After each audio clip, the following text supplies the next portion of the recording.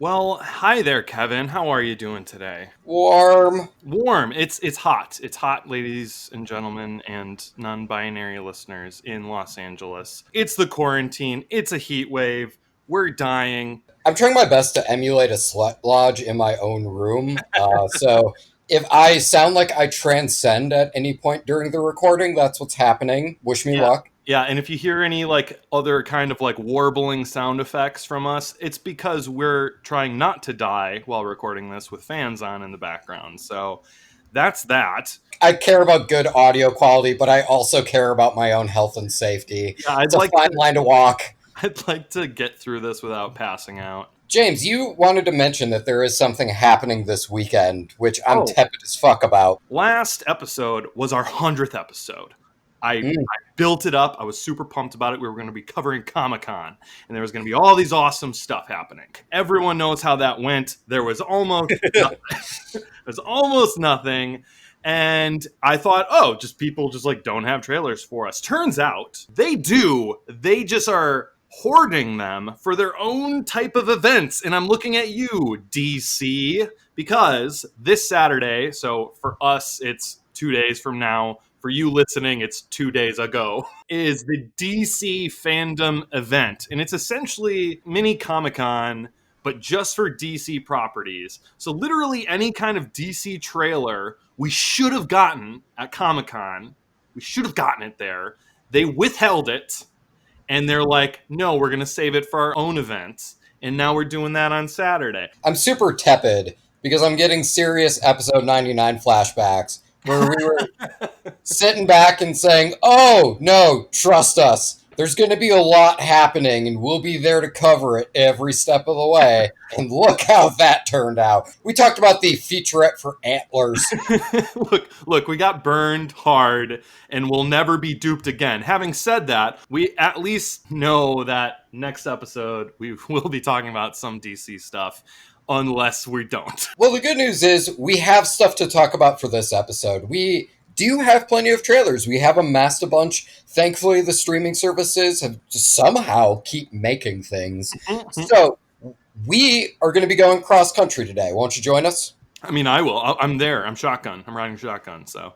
Yeah, all right, cool. Because otherwise this would have been a one-man show, and I don't know if I can carry it. It's so hot! You can't haul your stuff without a trailer hitch.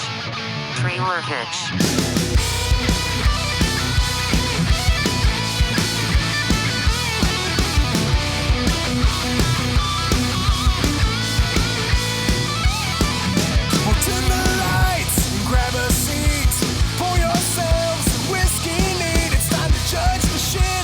Feature releases by the movie trailers.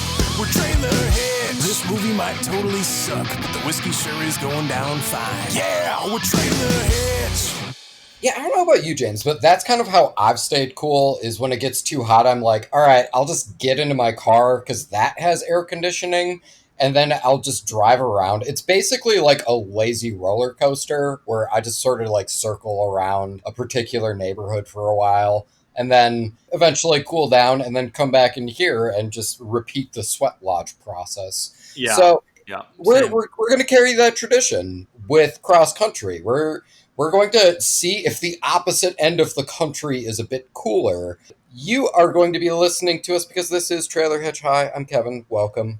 Yeah, and this is Trailer Hitch from my end of the recording session also. Hi, everyone. Welcome. I'm James. This is a trailer podcast where we rate and review movie trailers. We rate them on a scale of need to see more, never need to see. If James and I both like a trailer, we celebrate. Then we go see the movie. Admittedly, these days, it's a far shorter walk because we're just watching them at home. And then we report back to you guys in a segment called Trailer in the Rear View, in which we review the trailer in retrospect and then see how the film stacked up writ large. Kevin. Yes? Kevin, unless we fly to Europe or somewhere to watch Tenet in the movie theater. That's true. There is also Peninsula, the sequel to Train to Busan, I think is playing in Canada right now. So we could try and sneak across the border. We are both from Wisconsin. I feel like we can emulate the politeness in the Midwestern accent well enough. And we could convince a gaggle of Canucks that we're one of them. Yes. One is definitely safer, but one is a Christopher Nolan film. So, you know. What are you more jacked about? And be honest. Speaking of being jacked about things, there is a long-running... I was about to say a long-running property. It wasn't. It was just one movie in the 90s.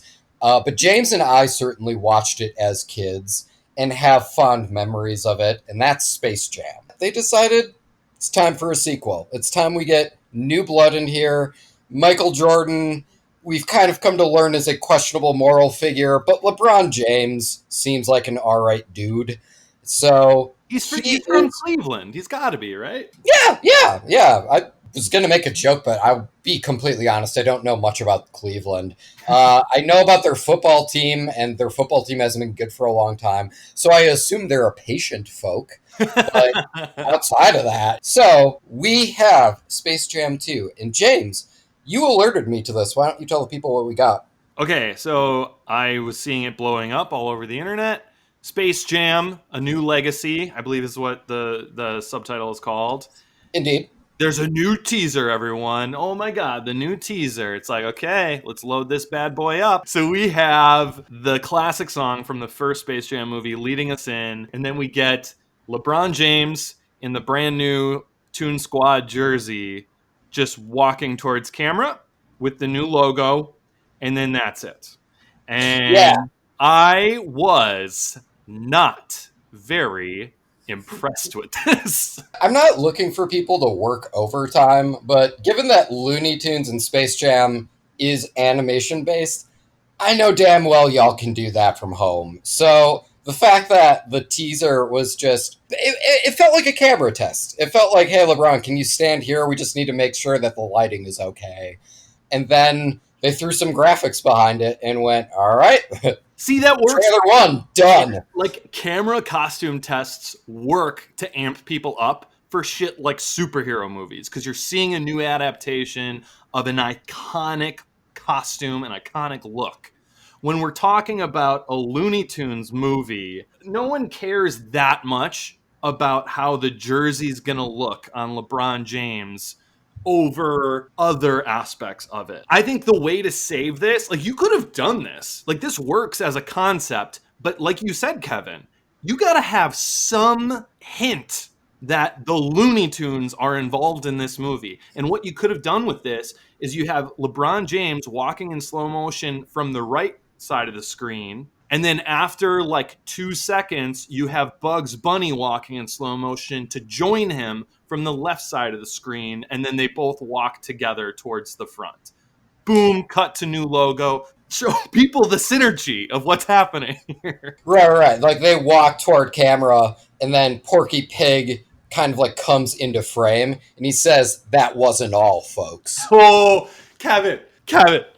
I wish you could see me. I'm like standing up and down. I'm like, oh my God. Yeah, that would have gotten me jacked. You need a job at Warner Brothers. They need to start paying you right now. But like, so that was incredible, Kevin. So thank you. The thing with the jersey is, like, if you are gonna build a whole the first teaser for this much anticipated cult classic sequel, if you're going to build it all around the jersey, make the jersey look good? I hate it. It's just weird. I don't like it. There's no Bugs Bunny. And it's so hot. It's so hot, you guys. And the only thing I can give this teaser props for that's better than the original Space Jam is there's no R. Kelly, which, thank God. Jesus. It's so hot, you guys. We encourage the marketing team behind Space Jam 2 to follow the credence of Space Jam and come on and slam. Like, you gotta bring it, and so far, this ain't it, Chief. We talked about Space Jam much longer than I intended to, so let's get going on this cross-country road trip. Yeah. Again, we're going to see if across the country the temperatures are a bit more conducive to these two wayward travelers. This is cross-country. Now, cross-country is when James and I have multiple trailers. So we have 7 trailers in total for you today. Right. And James and I, as you can hear, given how long we talked about a 20-second ad for Space Jam 2, we're verbose. We can tend to get off topic. We go on tangents. We want to try and rein it in because we do want to give all of these trailers their just desserts. We give ourselves a certain amount of time to talk about each trailer. And that way it just kind of keeps things a bit more level.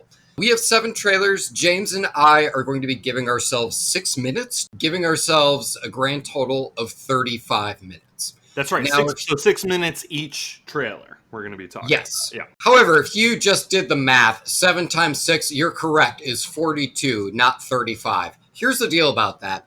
James and I, in an effort to make sure that we don't go overtime, we tend to lop that last chunk, like the time for the last trailer, straight off. And then any time that James and I go under when talking about a trailer, we add to talking about the last trailer. So we could have 6 whole minutes to talk about our last trailer today. We could also have 30 fucking seconds. It really just depends on how quick James and I are to get our points across. Maybe throw some yucks in there too, but keep them quick. And that last trailer is usually, a hot commodity trailer to really incentivize us to get there, because we want to talk about it. It's a popular franchise, or it's a popular topic, popular movie, and we want to get there. Our Mecca trailer, if you will, our destination. Well, oddly enough, be another trip. That's The Death on the Nile, which is the new Kenneth Branagh directed Agatha Christie property. Again, we might only have 10 seconds to talk about it. And if you're wondering, well, I've heard you guys lie before. You said you had a big Comic-Con episode coming up, and I heard you talk about the featurette. How can I guarantee you guys are actually going to take this seriously? So if James and I go over on talking about all of these trailers, we are going to watch a movie that James and I gave Never Need to Sees to for the trailer. That's right. And that has led to us talking about such films as Cats. It's led to us talking about such films as The Book of Henry. It's something that we enjoy doing because, James and I tend to watch together. Sometimes our bad movie correspondent Jenny Hawks joins us. Sometimes Shark Bites regular Micah Pollard will join us on that. But honestly, do you really want to watch The Book of Henry? Search deep down in your soul. So we are going to be doing our best to make sure that we hit time. Now, we've hit time once. I think we've done this maybe 3 times prior. So I'm hoping to get us on an even record. We have like a 50-50 rate. Otherwise, it's 25-75. And I feel like that would bum me out. And I can't take being bummed because it's so hot out.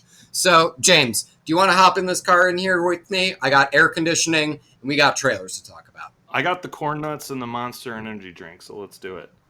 That's perfect. We're going to need those Monster energy drinks. Our first trailer is going to be something that's just on all the time, and we got to be on our game, man. This is The Devil All the Time. Excuse me, preacher.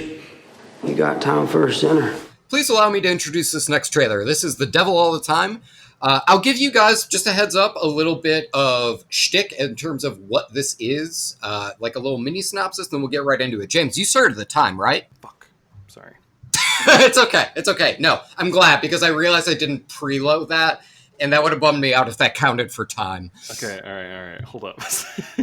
Okay. I am ready. All right. Beautiful. And here we go. The Devil All the Time. This is a period piece focusing on the cyclical nature of violence in the South. And because it's the South, you should expect some grit with your biscuit, buddy. All right. So I think the big thing here is it stars 2 Brits, which given the locale, but yeah, we do have Tom Holland. We do have Robert Pattinson. And I'll just say, there's a lot going on in this trailer. And I think that mostly is because there is a dual timeline aspect to this. We have, I want to say it's 50s or 60s set, and that's where Tom Holland and Robert Pattinson are. But then we also have Tom Holland's grandfather. We see his grandfather during wartime. We also see his grandfather beating up some dudes. And so there is this mix in timelines here. I'm sure it'll be a bit more clear in the movie, but given that there's no major visual change to indicate the time shift, other than just like clothing changes, but even then, because it was already a period piece, it's like, Oh, did they have those in the 50s? Wait, nope, this is the double flashback. I did think it was a bit jarring in this trailer, but how about you, James? I think it might be his dad. I thought Bill Skarsgård was his dad, but either way, Ooh, yeah. that was. Wait, but then who's giving him the birthday party at the beginning? You know what? Fuck it. We don't have the time. Go on. Like his uncle or something. But like you said, there's a lot going on here. There's a lot of elements, and not even just between the time jumping, even within the Tom Holland time period. There's still a lot. Are you going to bring up Jason Clarke? Yes, there's still a lot of elements going on there, and it doesn't really feel like they don't all quite come together by the end of the trailer. And I completely agree, dude. Yeah, it really doesn't cohere. Because, yeah, Jason Clarke is in this. He has, like, a weird Peter Parker-esque fascination with photography.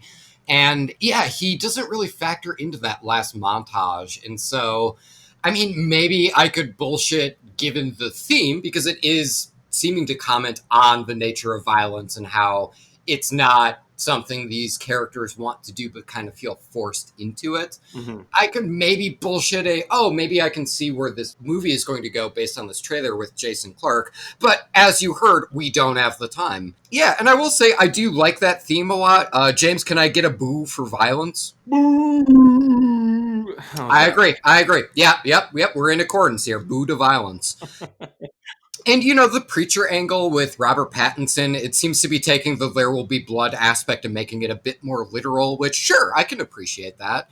But it's like, what is even happening with this Robert Pattinson character? I feel like the trailer doesn't even, like, tell you. It has Tom Holland being like, oh, he's a bad guy. It's like, okay, you going to show us why he's a bad... No, just you're going to point a gun at him. Okay.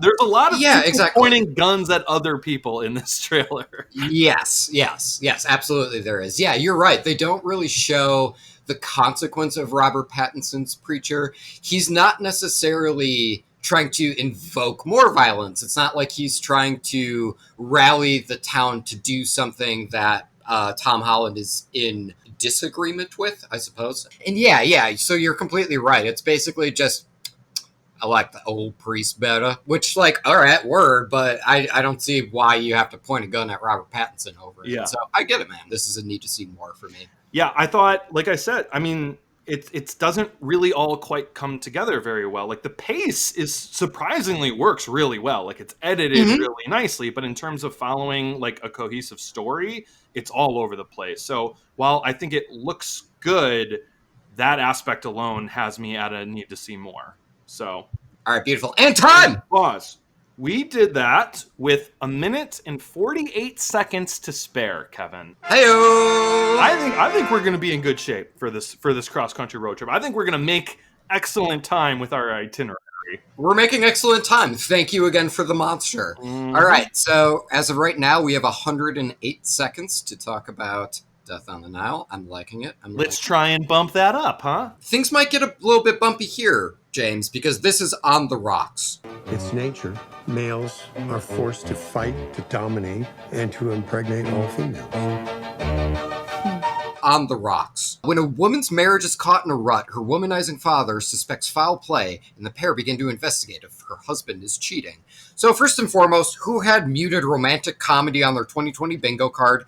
Because the waitresses, in the beginning actually got the biggest laugh out of me. And I was surprised to see Sofia Coppola directing this, because this does feel like a pretty familiar romantic comedy premise, but she was really mining the melancholy out of it. She does focus on kind of the alienation that Rashida Jones's character faces in her kind of rut of a marriage. What did you think, James? I love a good dramedy, and so you add in like Bill Murray's dry sense of humor and Sofia Coppola's like understated style. I feel like that's a movie I want to see most of the time. Like, in terms of a heartfelt father-daughter story, this is a super like weird, uncomfortable, and unique story. Dynamic. Dynamic to tell the father-daughter story. It's like, oh, what is this like father-daughter like hijinks gonna be up to this time? Oh, they're gonna try and catch her husband cheating on her. You know, that old chestnut. That old chestnut, of course. So I thought that was really interesting how different the story, like what their objective is. But at the end of the day, it is just a father-daughter bonding movie, which I like the package it's coming in. I like you said, it wasn't filled with laughs. Like, impregnating women cut to the waitress watching or listening. Yeah. That was the funniest bit. I did also like the end with the ice cream where he just like kept talking and it just kept going. It's not funny, haha, but it's I loved the editing style of that. Yeah, it was a very interesting choice and something that we don't really see that often when it comes to trailers. Where, the dialogue continues into those end titles of here's who directed it and who was the associate producer and that sort of shit. If I have a hesitancy, because I agree with James, the dynamic is really interesting because ultimately Bill Murray's father character is super cynical. It's just, oh, you feel slightly distant from your husband? He's probably fucking his way through half the city right now. And Rashida Jones sticks up for him and basically for the good of people in general, saying, no, it could just be he's really busy and maybe the problem is just me and that I'm in the rut. I did think that was an interesting dynamic of how you view other people. I thought that was cool. My only thing right now is I really hope Rashida Jones gets to do more than just play straight man to Bill Murray, because we've seen Rashida Jones be exceptionally funny in comedies. And I do hope that she gets some of that room to play. But at the same time, if it is going for this melancholic style, then, I could see it work. She's not in a whole lot of things that she's not like the straight man in terms of comedy.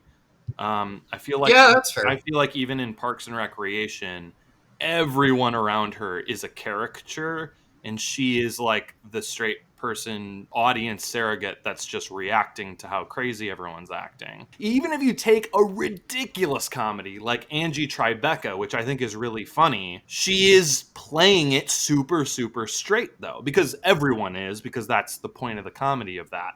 It's like Airplane, where it's like everyone is super serious, but they're saying the craziest things.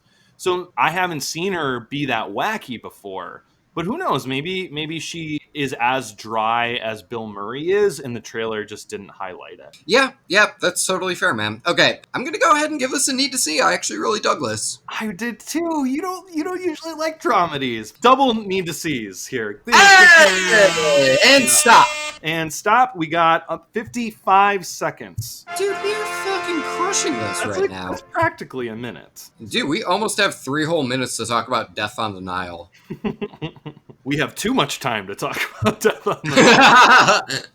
Based off yeah, I won't give any. No spoilers. No. Oh, sorry. Actually, just got a text, so I'm gonna have to redo that last bit, bud. Yeah. I just have to pull out and scroll through my phone, just like Thomas Edison does in the Tesla trailer. And that's not a joke. That's a thing that happens. Let's talk about it, James. If you Google Nikola Tesla, you get 34 million results.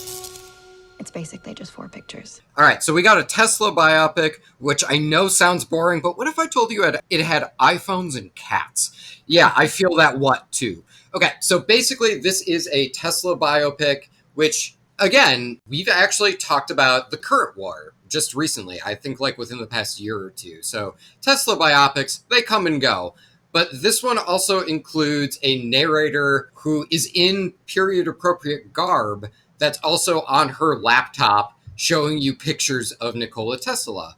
We also have, at one point, yes, Thomas Edison pulls out an iPhone and starts scrolling through it. Yeah, these anachronisms are easily the biggest highlight of it. James, what the fuck did you make of it? I literally, said, like, what the fuck? So it turns out, I definitely thought we'd be getting a stuffy biopic here. It starts out strange with a character referring to Googling Tesla, and she's breaking the fourth wall and talking to the camera. And you think, oh, maybe this is like a framing device for the movie, which is interesting. But you quickly forget about that because it dives into stuffy biopic tropes for like a minute. Then there's that tonal shift after Jim Gaffigan, of all people, asks if I, James, wants a lemonade. And you know what? I kind of want a lemonade to go along with this trailer because it is a taste of freshly squeezed biopic with a twist, I must say. Right after the lemonade moment, the music shifts to like a John Carpenter synth with like insane neon injected throughout. It's covered with like random characters whipping out smartphones, film projectors, and it ends with like Tesla grabbing the microphone like Mick fucking Jagger. Like he's ready Exactly, to yeah. rock it. Yeah. Yeah, it sounds like he's covering a flock of seagulls. Absolutely. To lean into the stuffy biopic trope in the beginning, first half of your trailer, and then totally turn it on its head is bold and it's brave, and I'm for it. I love the tonal shit. It faked me out, man. It really did. I'm also pretty excited about the cast too. I think Ethan Hawke is great. Kyle MacLachlan's great. Yeah, we got Jim Gaffigan on the track. This is shipping up to be a recipe for, yeah, I'm about that. Now, that said, the thing that's holding me back is outside of the anachronisms, would I be interested? And at this point now, that's really the only thing that has me excited at this point. And I do appreciate that they're telling the story in a new way. But this is a story that has been told, I mean, honestly, just within the past year or two. And so that does kind of have me held back. I'm kind of hoping to see them take the story itself and also inject some of that ingenuity and some of that wit into it. Because otherwise, right now, it's the same story where it's, yeah, there's Tesla and here's Thomas Edison. Now they're going to have a little war to see who can power my iPhone and, by extension, Kyle MacLachlan's iPhone the best. So, yeah, that's my hesitancy right now. But so you're completely for it, though, right? Look, what you say is true. Like, you don't really get much of like, hey, do you think this will be interesting outside of the style? We don't have an answer for that. For you, it's not quite enough. For me, I think this style it was so bold, and the fake out was so bold. That's enough clout to get me there, I think. So yes, to answer your question, this is a need to see it for me because that was interesting, impressive, and I just thought it was such a creative trailer. All right, very cool, man. Yeah, for me right now, it is a need to see more. Another trailer, and specifically talking about the current war with it, and seeing if like some of that ingenuity also comes through in the storytelling writ large. Yeah, in that case, I would be completely for it. But as of right now, it's a need to see more. But stop! Sir, we have a minute and 6 seconds to add to this bad boy. Dude! Man, we gotta say more stuff, I guess. I was gonna say, maybe we overestimated how much time we needed for these. You know, we're just getting too good. We're getting too good. We live and learn. We're gonna end this one like rock stars, like Tesla, the rock star. No, because as of right now, we have a plethora of time to talk about it. We could binge on the time. And speaking of binges, James, let's talk about the binge. You're better than that, Kevin. I know I am, but I also... To be fair, I don't do this that often, but after I said my little shtick about Tesla being a rock star, I'm like, oh shit, that didn't really give Kevin anywhere to go as a lead into the binge. And I never do that. This time I'm like, I went in so far the other direction. I don't know how he's going to get there. To answer your question, I didn't. Fuck it, the binge. Here we go. America, a few years from now, prosperous, clean, and sober. Except one night a year, when all drugs and alcohol are legal. The binge. America, now a teetotaling nation, gives its citizens one night to consume as much drugs and alcohol as possible, and a group of high schoolers plan to take advantage. So, obviously, I'll just say it at the same time. It's 3, 2, 1, Project X, that's right. So this is a high-concept coming-of-age comedy, and that in of itself is pretty fun. Because, yeah, it's basically just a night of debauchery in an absurd world, which kind of reminds me of, Booksmart. This definitely feels like a throwback to, 2000s-era sex comedies, and then you throw a crazy premise on top of it. So, it's like Euro Trip. But unfortunately, I was never really into those, 2006 comedies, because they more so relied on, slapstick humor and dick jokes more than anything. But I give props to adding kind of a quasi sci-fi layer to this that we don't have any reference points for. James, what did you think? I love how you got through that entire damn thing without referencing really what this movie is. And I think we all know I think I did fucking great. it's one of my favorite movies of all time, and it's Ferris Bueller's Day Off. I'm so impressed. Oh God, you're right. Damn it. Okay. We're all fucking. It was on the tip you. of my tongue. It's The Purge, everyone. We all know it's The Purge. I saw. Do you get it? Binge Purge. I saw like one sentence blurb about this in an article headline from somewhere else, and I rolled my eyes at it. It's The Purge, but if it were about drugs, instead of murder and stuff. Also, it's a comedy. So I kind of rolled my eyes at that. But I guess I thought, even though it's a comedy, it would take itself too seriously, I guess. But I'm happy to say that it definitely doesn't take itself seriously, and it's very, very aware that it's a riff on The Purge, which I liked. Like you said, the title alone, but maybe, like I thought maybe they would just stop there, which would have bummed me out. But there's shots of Vince Vaughn like plugging the security code into his house and all the things shutting up, like he's getting ready for the purge. And I liked all that. And then to cut to people just being like, oh yeah, it's just the binge. We just get to have fun today. And it's just so nice and like understated. And having all the adults react like it's craziness out there and you shouldn't be partaking. I thought that was really fun. And I love the tagline, One Nation Under the Influence. Really funny, really smart. What I like about it is there wasn't a whole lot of like dick jokes or, balls and like raunchy type stuff. Like at one point, Vince Vaughn's principal character goes to a house where there are a bunch of older women who are like clearly trying to fuck him. Well, he thinks his daughter is at a party there or something, which is why he goes. And then he's like, oh, this is like an adult party.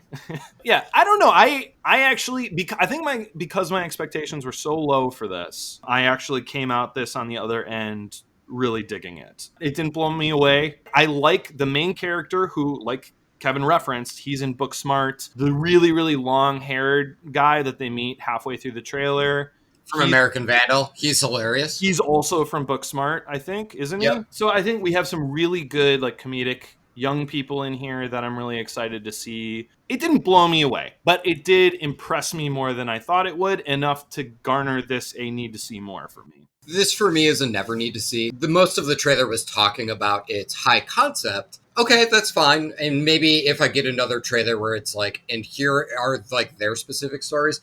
I also thought like the roofie gag totally whiffed for me because I don't know. I think I'm past the point where I think drugging people is funny. And time! 55 seconds, Kevin. 55 seconds. Dude, we're gonna have like we're gonna have a full trailer hitch episode to talk about Death on the Nile. You say it like it's a bad thing. All right, this next one. It's gonna be hard for me to lead in because I don't know what it is to be duped. So, James, do you have a definition for me? Do you know what it is to get duped? To get duped? I mean, yeah. I mean, everyone knows this. I think it's where like someone just like comes up to you with a rolled up comic of Marmaduke, and they roll it up, and then they just like bonk you on the nose with it, like you were a dog, and that's getting duped. That's the only version I've ever heard of getting duped. All right, well, we'll see if that definition matches up with this. This is get duped. Be careful, you don't want to get lost in the Highlands. There's danger everywhere. Hello, boys! Is Holiday in Edinburgh? Run! Get duped, not to be confused with get Marmaduke, I guess. This is about a group of at-risk boys who go to a retreat in the wilderness, but they're forced to retreat when a violent group that's hunting them puts them at risk. All right, James, what did you think of Get Duped? It's very trippy, as it's intended to be. Not necessarily a bad thing for me. Handful of comedy, like, beats that worked for me. The kid telling, like, the adult, like, what his real name is, and then he goes back to the other kids, is like, what'd you tell him? He's like, I told him to get fucked. He's like, nice. I'm like, that made me laugh. The bomb bit of them trying to make a bomb, and the bomb is great, yeah. It definitely wasn't a bomb. They just made a Bunsen burner, basically. The other thing that really worked on a comedy level for me is the dryness of, like, the small town police station. That, like, tickled me. Like, they were sifting through, like, their little crimes that they usually it's like cow tipping and like other stuff, and then they get to murder, and they're like, okay, this is the most important one today. It was hard to understand the dialogue for me. I'm gonna be honest. I liked the because this is set in I think Edinburgh, Scotland. Yeah, So, I believe it's Scotland. It's in the Highlands. Look, I had a hard time understanding Train Spotting, but I still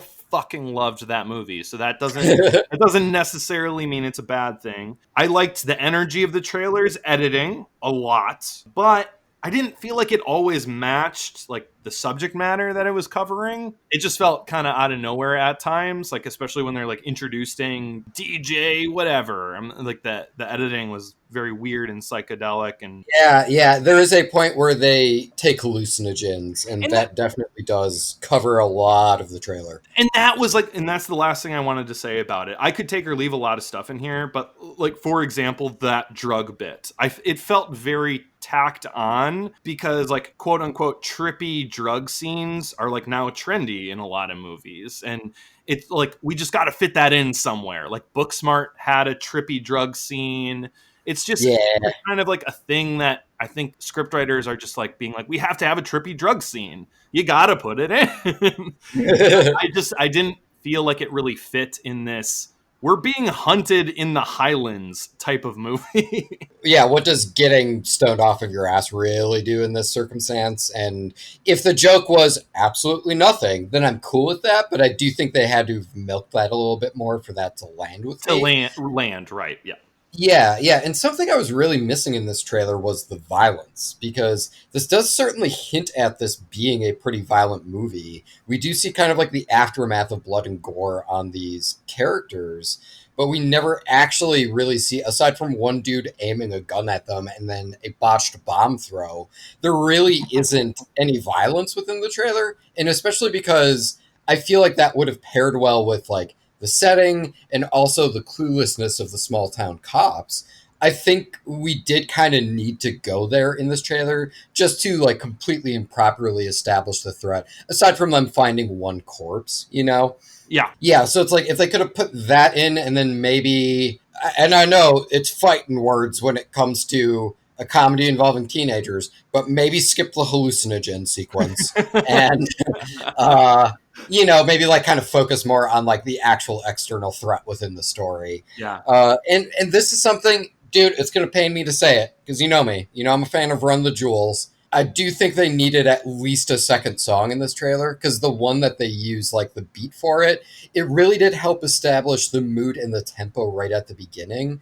But then especially once it shifts and then we find out, oh, they're being hunted right now, I do feel like we needed some sort of switch within the soundtrack. You're totally right. I think we're going to start calling it needed a do you want a lemonade moment. And that finding the murder was it. That's when you shift the song. Yeah, absolutely. That's when you bring in the Carpenter synths. Sincere apologies to Run the Jewels, but we did absolutely need a second song in there. Yeah. But that said, I do think that there is a lot in here that I'm really appreciating and that I'm enjoying. And I would go ahead and give this a need to see more. So how about you, James? I'm actually a lot lower on this one for me. I think this is a never need to see it for me. I think there's a lot of aspects that just had me wanting more, or it just felt a little, I don't know, a little out there without feeling like it had to be out there. Your reaction makes me want to bump it up, but I'm like, no, James, stick with your guns here. I do have a fun fact real quick. The Duke of Edinburgh, who was shooting at them, Eddie Izzard. Oh, no shit. Yeah, apparently. And stop. 4 seconds. Oh, thank God. Okay. I was like, can I fit in the Eddie Izzard bit? Yeah, I can fit it in. We're curbing our verbosity, man. I think we're doing good. Let's hope that we don't betray ourselves and go overtime on this next one, because this is Judas and the Black Messiah. 18 months for the stolen car. 5 years for impersonating a federal officer. Or you can go home. Judas and the Black Messiah, which is the story of Illinois Black Panther chairman Fred Hampton and the sting operation that put him and his cause at serious jeopardy. And I know that sounds like the film equivalent of Vegetables, but the evocative cinematography and menacing score put some spice onto this. What did you think, James? When I saw a bunch of websites and stuff covering this trailer, they were all touting it as like the best edited trailer you'll see this year. Okay. And they specifically talked about the editing of it. So I did kind of have that expectation going in. I just wanted to say, Kevin, though, that am I wrong, or is this definitely just like a reverse Black Klansman? Yeah, nope, you're not wrong. It's, I mean, instead of having like a black guy convince like a white guy to infiltrate the Ku Klux Klan, we're having a white guy convincing a black guy to infiltrate the Black Panther movement.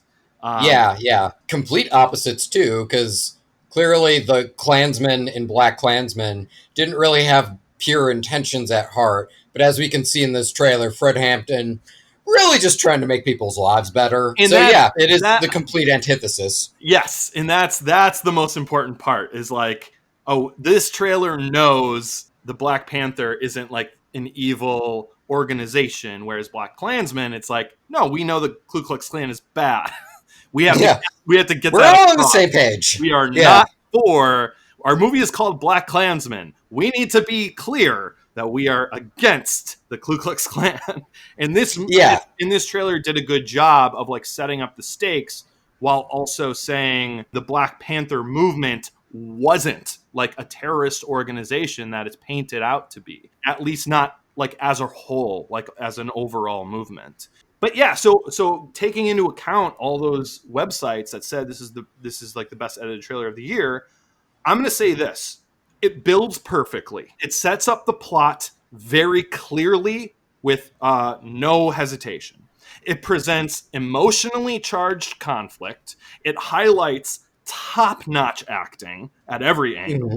It highlights believable time period production. And it has insane, incredible music tempo and sound design. It's perfect. Yeah.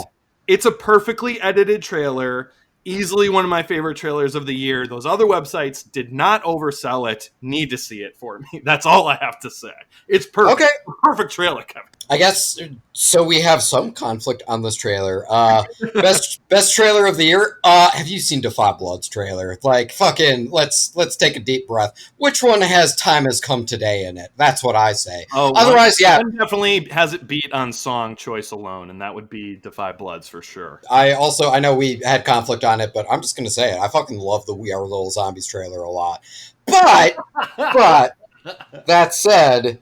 No, Judas and the Black Messiah. No, I agree. Like, this is a very well-constructed trailer. And I think what I really appreciate about it is kind of that middle ground between an atmospheric trailer and a narratively driven trailer.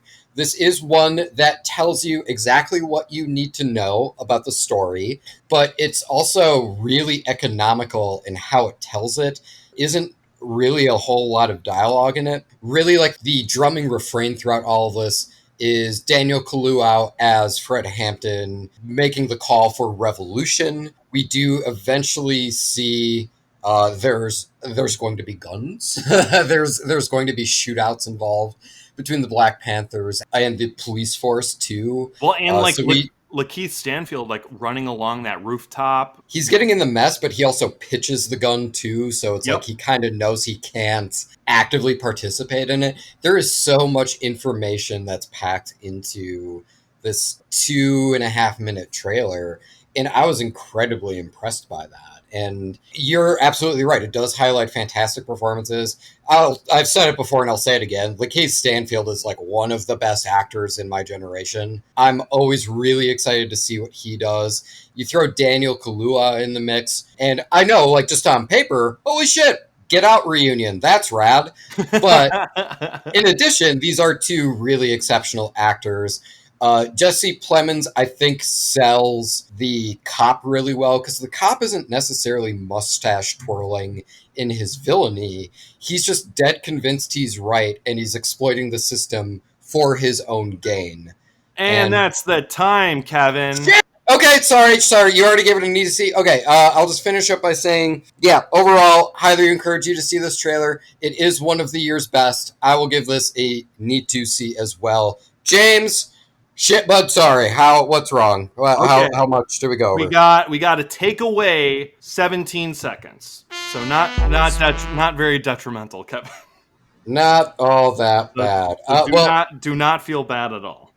Okay, well, first and foremost, hey, double need to seize. Double need to seize, everyone. Let's take a moment. We can take a moment here. The timer has stopped. Cheers, sir. Cheers. Cheers. Clink, clink, clink. All right. I got like very rough math for you here because we've made it to the end of our trip, folks. We didn't die. Yeah, but we'll fucking see if everyone else makes it on this cruise. Now, James, we have 271 seconds.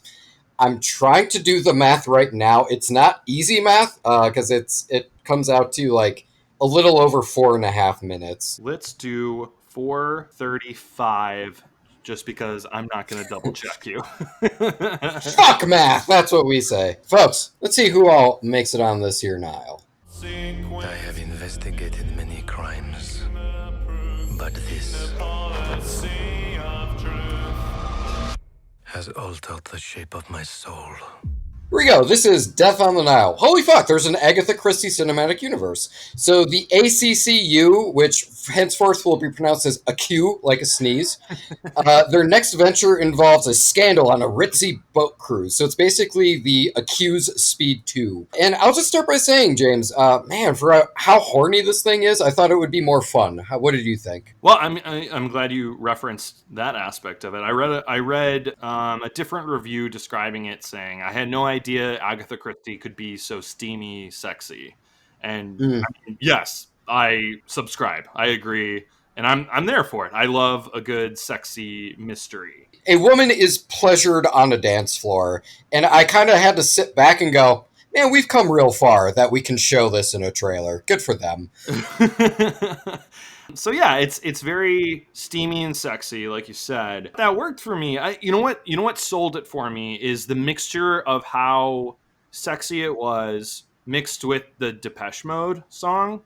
Sure. I think the sexiness mixed with the time period setting, it was shot very beautifully. And also Depeche Mode, I thought it was a lot of different types of things that kind of worked all together really well. Yeah, I would describe the way it's shot as golden era Hollywood, but with modern cinematic technique. Yes, and yeah. That's a great description. Yeah, that's probably as close as I can get to it. I think for me, man, the thing is okay, we have the murder, and like the Depeche Mode song, I got more ominous than mysterious and sexy coming from it, and because of like how ominous it was, especially with this shakes my faith in humanity, I feel like I just needed more of like the threat and like the more of how did this person die? Why? Like Clouseau, you just finished a case where like 8 people murdered a motherfucker on a train. Why does this one shake your faith? Well, and that's the thing. That first one, it didn't impress me, and I love a good mystery. But sure. For this one, I like the style of it. It looks better than that first one. But I need to say, I'm hoping this doesn't end with the solved mystery being they all did it. Gasp. Again. I'm so over that trope, and it's something that didn't really even work for me in Murder on the Orient Express. So there better be one fucking killer in this movie. That's kind of what I'm hoping for too. And I remember reading some Agatha Christie. I haven't read Death on the Nile. I've never read an Agatha Christie book, so no, she's usually pretty adept. Like she changes it up. Good. And I was worried Knives Out was going to be that, and it wasn't. And that I respect it for that. That's what I respect. Exactly. I'm in the same boat, man. I'm for the steaminess. I'm for the sexiness, if you will. Yeah. But especially given like the gravity of the tone. I will. Okay. I will. But given the gravity of the tone, maybe Knives Out ruined me for this, but I just wanted more KFC jokes. Okay. So I'm going to give this a never need to see for right now. James, how about you? I don't think. How much time do we have left? You fucked me. 2, 1. Don't say it! No, God damn it! Because you had to ask me. You had to ask me how much time we had left. If you would have just stopped at never need to see it, I would have spat out. Need to see more. James, you still could have. I would have spat out. We were doing so good. I would have spat out. We were doing so good. But here we are. I am at need to see more with this. I really loved the style. I'm elated to hear it. I mean, there's Knives Out really set the bar high for what I expect from a murder mystery nowadays. That's going to be a tough thing to match. I don't think this has the legs for it. Talking about a steamy thing. And I it am. has legs. I saw you. Hey, James, good job. I liked it. Thank you. But I do have faith in it. I know I have to have faith that it doesn't end with they all did it.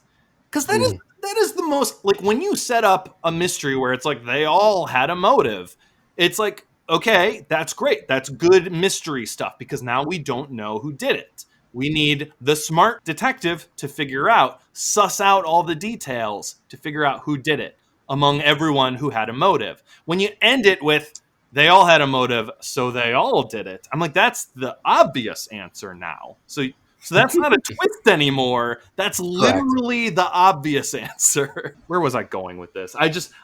We failed, Kevin. So now I just started rambling. We got too cocky. We were doing really fucking well. We and that did. is the point where, yeah. Here's the thing. Kevin, you asked me how much time we had left. What if I would have told you, Kevin, don't worry about it. We have 40 seconds left. What do you want to say? What were you going to say, Kevin? You know what? It doesn't matter anymore, does it? Because we're out of time. We're out of time. We're out of time, It's and fine. it's fucking hot, Kevin. It's so hot.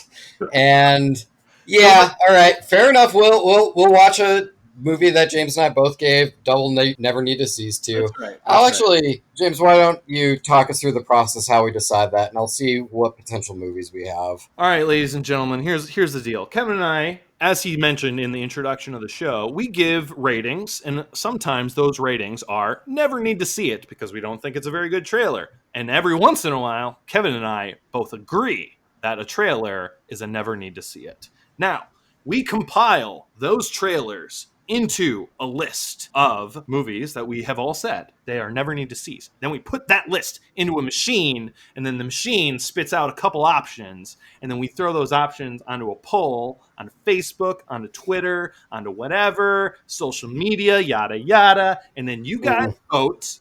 And then we are punished for failing this segment by having to watch the bad-looking movie that you told us to watch. The bad movies that may be viewed by us that you could potentially vote on. Ghosts of War absolutely exists. Unhinged is out. We could watch Unhinged. There was another trailer for Unhinged, by the way, and I watched it, and I'm like, not even worth my time to talk about it. Hang on, I'm actually looking up right now to see. You're goddamn right, Deep Blue Sea 3 is out. We could talk about Deep Blue Sea 3. Oh, I do. Look, I am biased, and I shouldn't really get a say, but I kind of get a say. I would vote for that one. Hey, maybe you want to vote for Deep Blue Sea 3, or maybe you're like, nah, it's supposed to be a punishment. It sounds like James would enjoy that. You have to go watch Unhinged now. You can do that by hitting up any of our social medias. They'll all have links to where that poll is.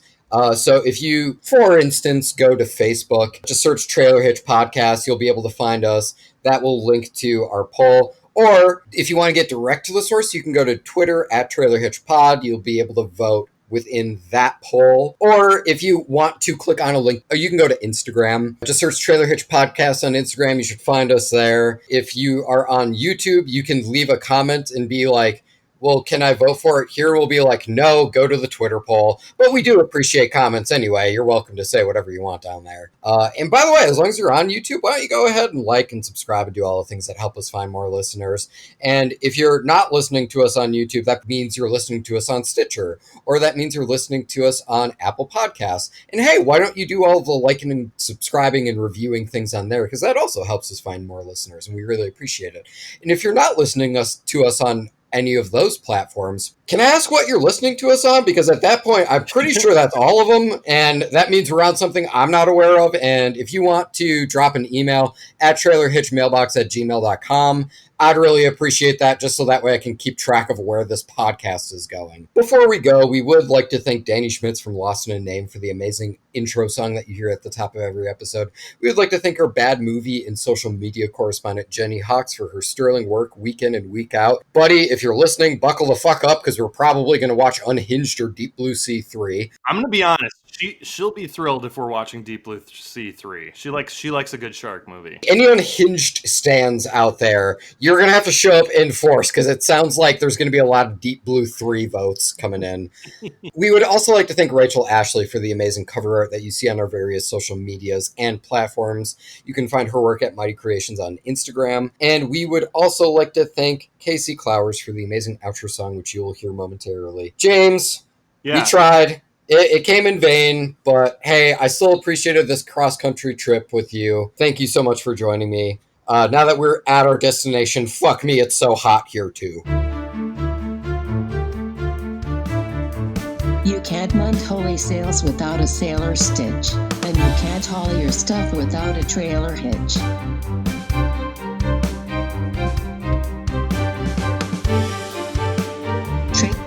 Trailer hitch. And then we get a little bit of the classic, everybody get up, it's time to slam now. We got a real jam going down. Welcome to the space jam. Listen, I'm sorry for waiting to point this out until episode 101. I'm pretty sure you sing in every episode of this show in retrospect. yeah, super fans of Trailer Hitch, please cut together like super cut of me singing in every episode. I honestly think we might have enough to cut an album. James sings the hits, parentheses, and sometimes on key. Don't hold your breath for those times. So whatever, I'm fucking there. I'm dropping $10 on iTunes for that. Why not?